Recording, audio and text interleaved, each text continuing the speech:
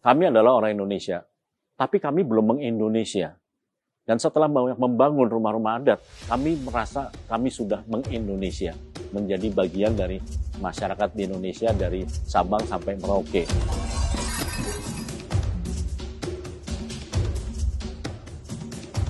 Saya terlahir dengan nama Yuri Antar.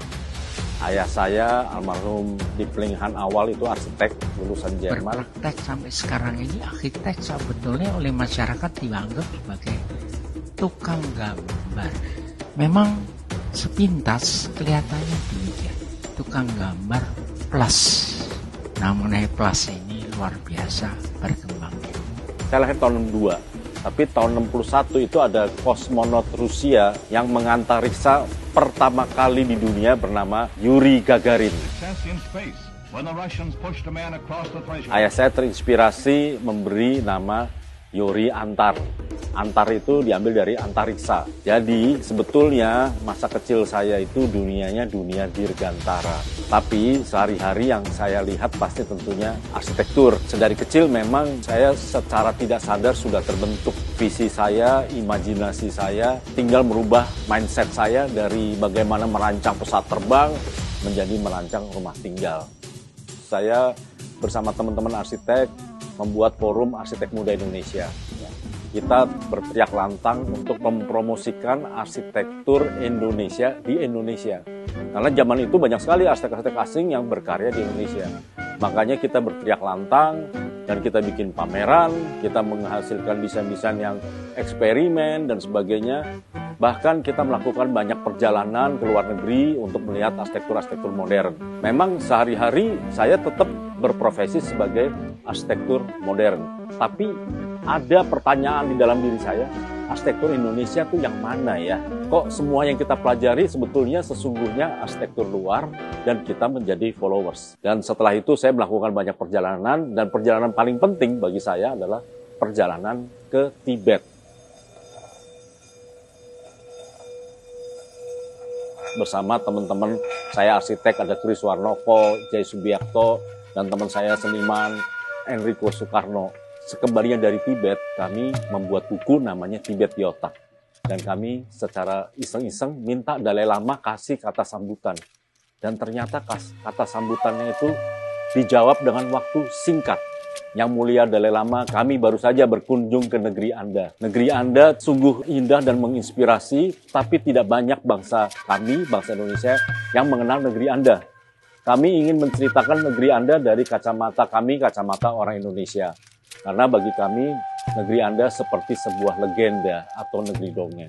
Jawaban Dalai Lama, walaupun tidak banyak orang Indonesia mengenal negeri kami, tapi dari dahulu bangsa kami selalu mengenang Indonesia. Melalui pendiri kami, seorang guru besar agama Buddha berasal dari India bernama Atisa Dipangkara, sebelum mendirikan negeri Tibet telah berguru pada seorang lama. Dan lama ini bernama Lama Serlingpa. Serlingpa kurang lebih artinya adalah Swarna Dwipa. Swarna Dwipa adalah Pulau Emas Sumatera. Dan Lama Serlingpa ini ada di dalam masa kerajaan Sriwijaya dan dia bernama Dharmakirti. Jadi peristiwa itu selalu diceritakan kepada semua murid-murid Buddha yang ada di Tibet.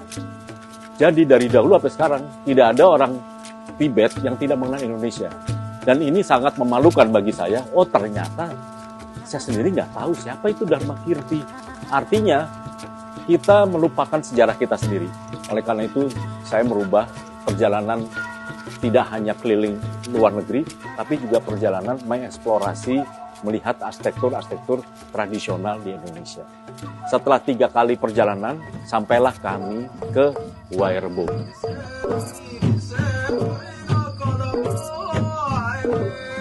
Wairebo itu tidak ada di dalam peta Indonesia maupun yang ada di Flores. Jadi Wairebo itu seperti sebuah desa antara ada dan tidak ada. Kami hanya menemukan sebuah foto rumah berbentuk kerucut yang ada di internet. Dan kami bilang, cari rumah ini sampai dapat. Karena teksnya di dalam berita itu juga diberitakan, belum tentu rumah ini masih ada pada saat nanti, pada saat yang akan datang. karena sedang menjelang kepunahan. Dan kami coba cari Wairebo, dan setelah perjalanan panjang dan kami tiba di Wairebo, ternyata kami adalah orang Indonesia pertama yang tiba di Wairebo. Dan akhirnya saya menemukan jawaban, oh kalau begitu mulai tahun 2008 saya pensiun jadi turis. Ini ada di depan mata kepala kita sendiri sebuah desa adat yang sedang menuju kepunahan. Kita lihat sendiri dan kita harus berbuat sesuatu. Kami ini seorang dokter, melihat seorang pasien sedang sekarat di pinggir jalan. Dan kami cenderung meneliti penyakitnya tapi tidak menyembuhkannya. Secara etika kita juga akan bersalah. Saya ingin menjadi bagian dari masyarakat. Ada perubahan mindset yang harus kita rubah. Bila selama ini kita melihat desa adat itu dari kacamata luar ke dalam, tidak lebih dari kacamata seorang turis. Oh, di desa adat, difoto, dianalisa, dapat inspirasi, terus masyarakatnya tidak apa-apa, tidak dapat apa-apa, dan kemudian desa itu punah. Sekarang kami akan merubah dengan cara membangun kembali rumah adat itu. Bagaimana tidak hanya melestarikan bangunan-bangunan yang disebut dead monument, tapi ini adalah living culture, ini adalah harta karun kita. Bagaimana itu juga bisa dilestarikan. Dan dengan dilestarikan dan dipelajari, mulai terbuka tatanan baru memandang rumah-rumah adat. Di luar bangunan akan menghasilkan masyarakat sosial. Masyarakat sosial akan menghasilkan budaya gotong royong. Nah, disinilah kami melihat, oh inilah gotong royong. Karena cara membangun rumah adat itu tidak ada satu tiang pun bisa berdiri tanpa gotong royong. Dan kemudian materialnya, material alami. Kalau kita belajar arsitektur modern, kita akan mempelajari material-material industri. Ya, dan semuanya tuh bisa jadi kita didominasi sama material impor. Konstruksi bangunannya semua diikat atau knockdown dan tidak melukai bumi. Sedangkan di dalam arsitektur modern kita semua dicor beton, dicor dengan baja, dan itu adalah konstruksi tektonik sampai ke dalam basement. Dan ternyata rumah-rumah adat kita ini adalah rumah-rumah adat yang memiliki kearifan lokal. Mereka adalah rumah-rumah tahan gempa karena strukturnya bergoyang. Nah, jadi disitulah kami bisa melihat, oh ternyata ada perbedaan yang luar biasa antara arsitektur modern dan arsitektur tradisional. Dan bila arsitektur modern ini selalu dijalankan dengan meniadakan arsitektur tradisional kita, tidak heran kalau budaya kita sendiri, kita yang hilangkan, kita yang memunahkan. Kenapa? Karena kadang-kadang di dalam cara berpikir kita yang manusia modern, arsitektur tradisional ini dianggap peninggalan masa lalu. Dianggap peninggalan masa kebodohan karena mereka tidak mengenal budaya menulis. Saya melihat sendiri, ternyata mereka itu semua punya kearifan lokal yang tidak pernah kita pelajari. Bahwa mereka mengambil tiang kayu itu, mereka harus minta izin sama hutannya. Pohonnya diajak bicara. Kita orang modern nggak perlu acara-acara seperti itu, kita bisa tebang 10 hektar, 100 hektar per hari juga nggak ada masalah. Tapi ternyata kita orang modern yang rakus, sedangkan mereka adalah orang tradisional yang menjaga alam.